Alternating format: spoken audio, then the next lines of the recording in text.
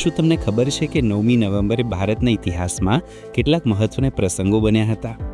આ દિવસે 2000ની સાલમાં દેવભૂમિ તરીકે ઓળખાતો ઉત્તરાખંડને રાજ્ય તરીકેનો દરજ્જો આપવામાં આવ્યો. આમ અનેક દિવાલયોથી સજ્જ ઉત્તરાખંડ ભારતનું 27મું રાજ્ય બન્યું.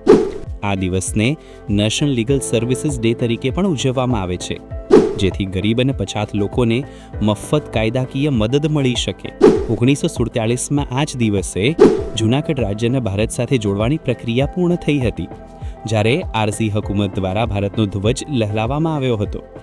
આમ 9મી નવેમ્બર ભારત માટે રાજકીય, કાનૂની અને સામાજિક રીતે અત્યંત મહત્વનો દિવસ છે, જે આપણને એકતા અને ન્યાયની પ્રેરણા આપે છે.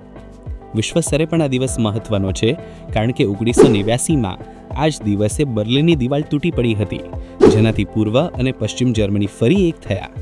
આમ 9મી નવેમ્બર માત્ર ભારત માટે જ નહીં, પરંતુ આખી દુનિયા માટે એકતા અને સ્વતંત્રતાનું પ્રતીક બનેલો દિવસ છે.